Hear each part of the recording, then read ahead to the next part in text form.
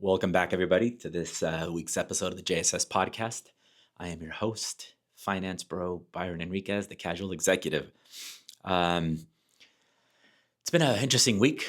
A lot of things going on in the marketplace, a lot of things going on in the market, the economy, the governments, shutdowns, all that stuff. Hopefully everybody's staying up to date with how that affects your portfolio, how it affects your real estate ventures, how it affects your business, how it affects your monthly expenses. As a company in the last week or so, we've been talking a lot about growth, and we've been talking about some expansion opportunities. We've been talking about just different kind of ventures that we deciding to undertake as an organization.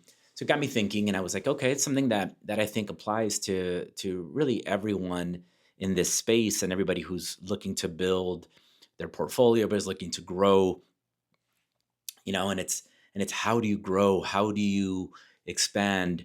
How do you take some of those visions and kind of the dreams that you have, and really learn how to execute and how to take those next steps, right? And one of the things that got me thinking, and I know last week we were talking about, differences between, having that system in place, and we've talked about, different mentalities from going from a hustler to building a business.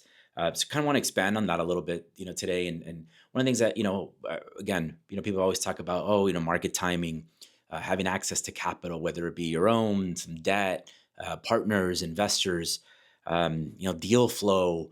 Everybody's always looking, I'm looking for the next big deal. But one of the things that I think we lack, or a lot of people lack in being able to grow that business or turn it into a business, is having that identity as a leader, being able to identify yourself as a leader, and how much of that makes a difference in your business. I used to have a friend that I used to talk to years and years ago. I haven't spoken to him in years, but this gentleman owned it's not a body shop. It was like a service station where people would come in, get oil changes done, break jobs, minimal mechanic work. And he had started that business for he had been in it for 10, 15 years, and was just one of the guys, right? Put on his mechanic uniform, was in there in the trenches with his guys, day in, day out, getting greasy, changing oil, doing all the things that needed to, and leading by example, as he thought. And then he said, but his business wasn't growing. He was just struggling to kind of get that next step. And then he said one of the small changes that he made was he got out of the trenches. He started wearing a tie into the shop, and it was interesting because he still wore his mechanic uniform, but with a tie. Right? Everybody's got their own style, not knocking it.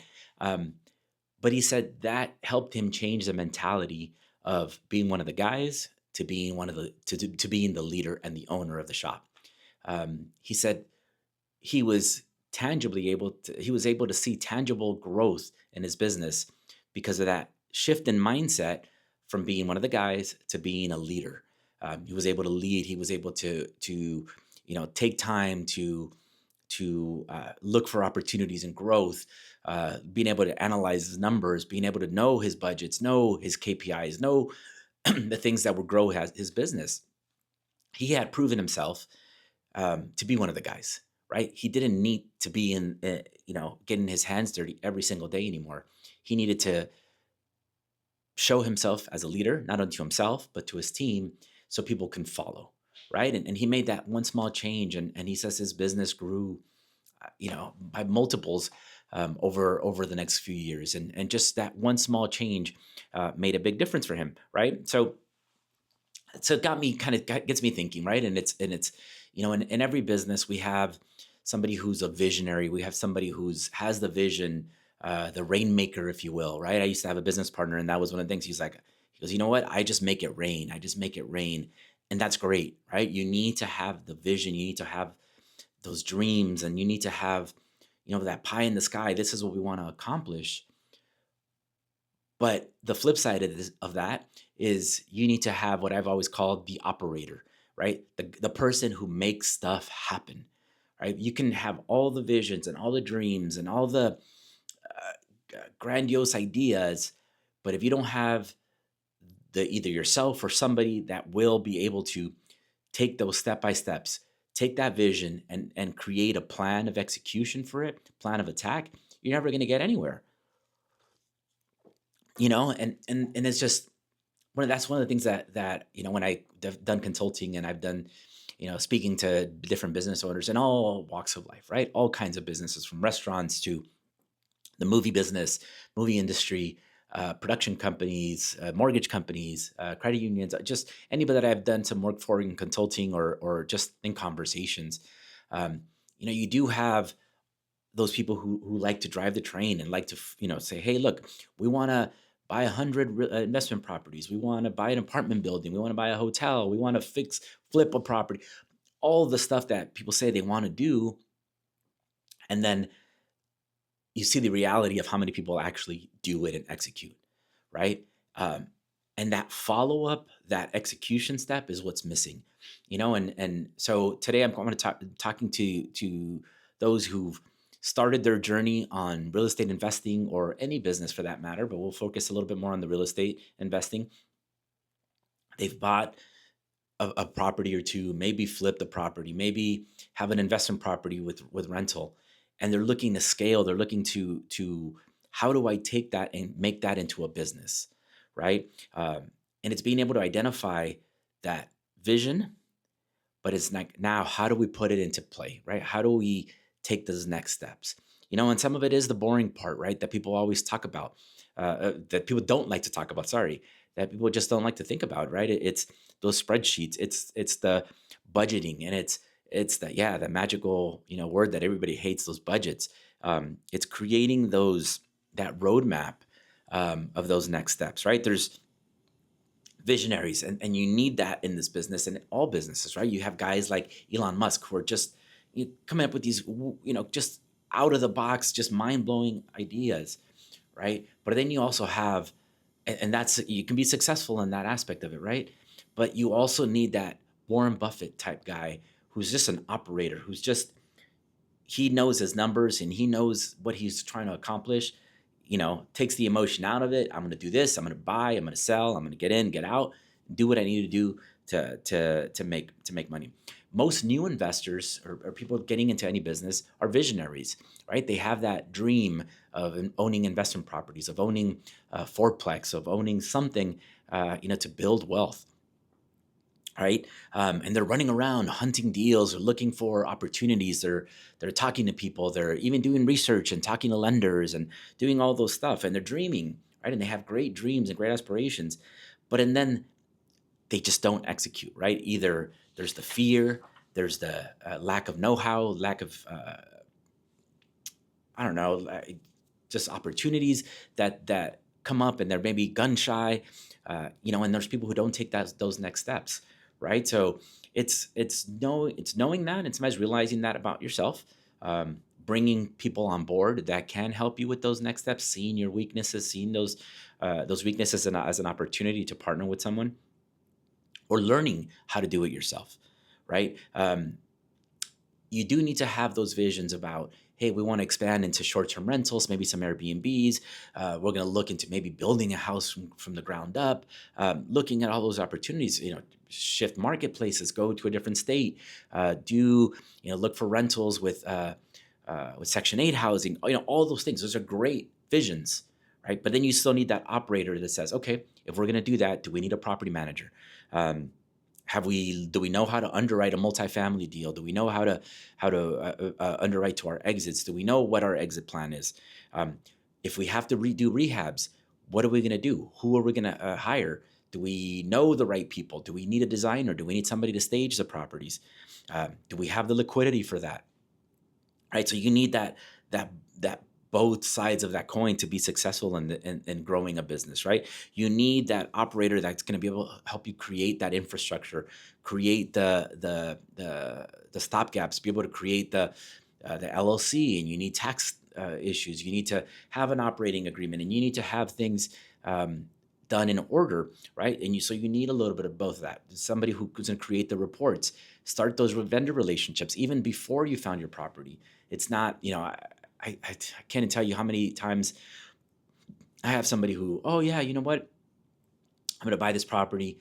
We're gonna flip it, right? And they're like, I'm like, okay, great, and they're like, what do you, what's the budget? What are you gonna do with it? Well, we need about $30,000. Well, what are you gonna spend that money on? I'm not really sure yet, but I just know with about 30 grand, we can make it work, right? And I guess that's a great vision, but being without having that broken down process and know, hey, that 30,000, we're gonna do a new bathrooms, we're gonna fix the landscaping, we're gonna put in whatever it is you're gonna do to have that, and you need that operational side of it, because without it, it's just a vision, right? And it's not gonna go anywhere, right? And it's not glamorous, it's not the sexy things that people post on Instagram, and I do sometimes on my spreadsheets, and how that stuff excites me, and it doesn't for everybody. But then it's not the sexy part of this business, right? I was talking to one of my clients, and their vision was to build a portfolio, in these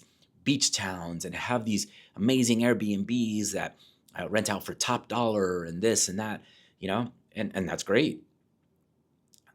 And when I started talking to him about, okay, you need to manage those.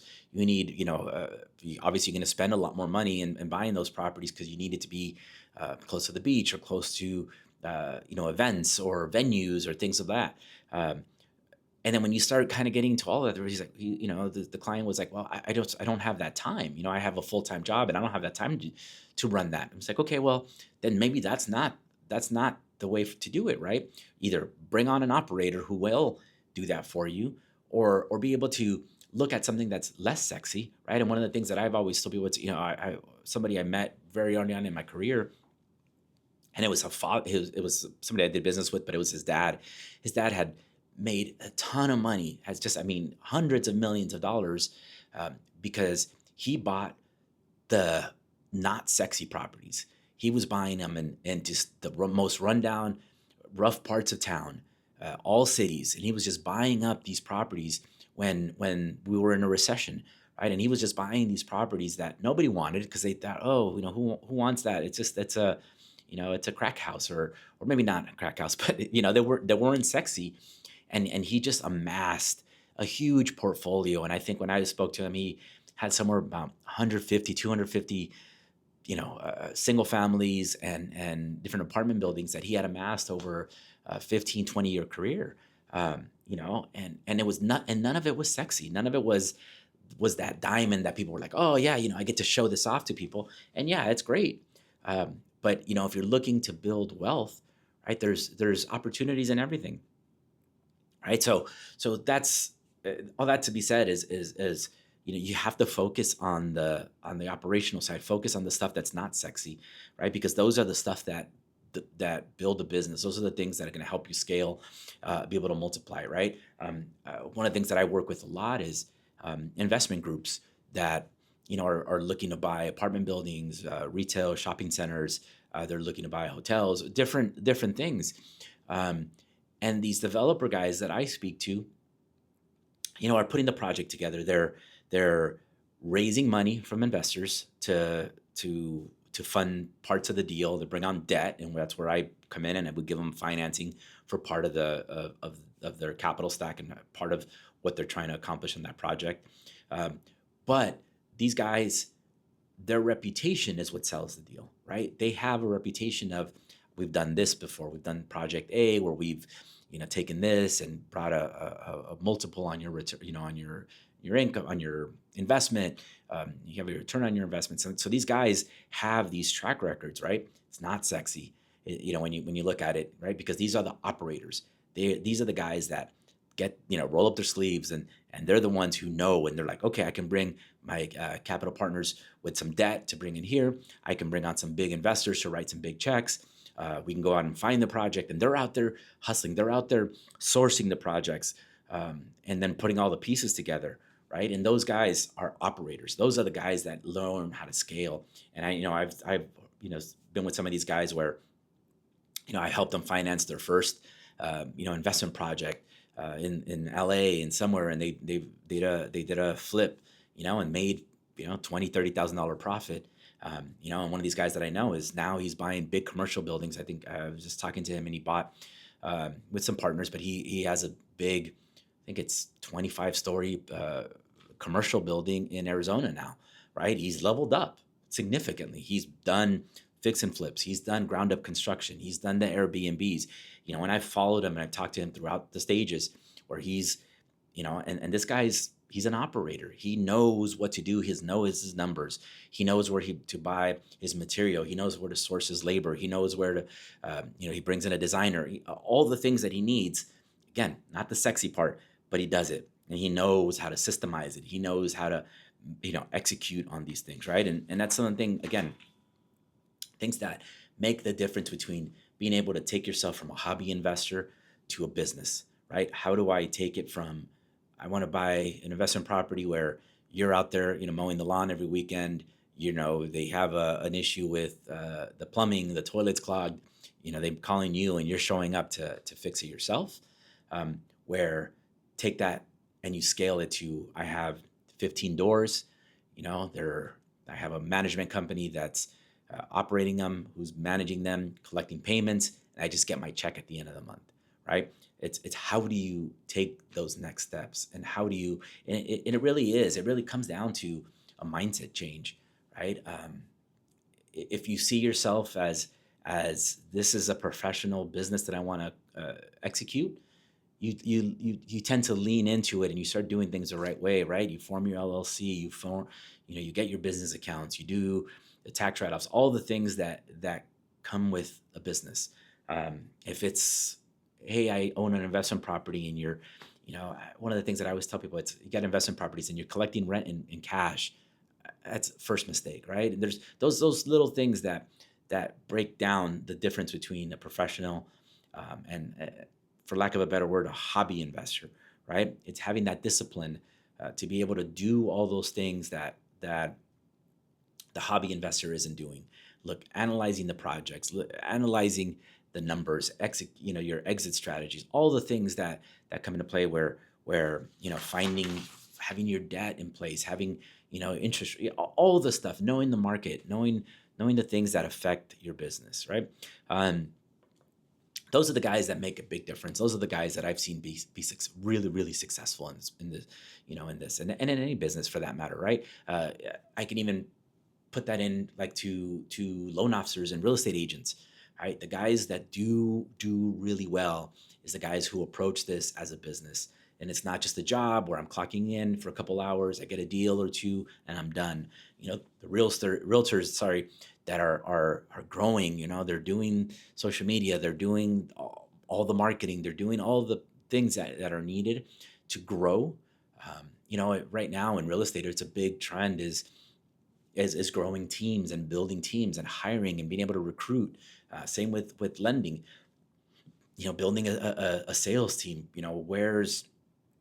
Those are the guys that, and I'm not saying you have to build a sales team, but it's just approaching it as a business where, what am I building? What are my next steps to be able to take to move, to progress in my career, right? Those are the things that make a difference. And it's a different mindset between leadership, right? It's being a business owner, being a professional, being an operator.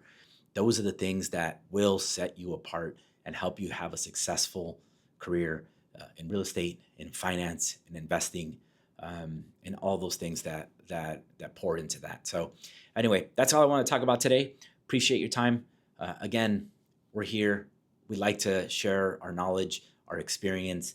We have to talk to people about some of this stuff, and give you action items, give you tools and resources to be able to become that operator, to be successful in this or any venture that you may have. So hit us up. You know where to find us on all the socials.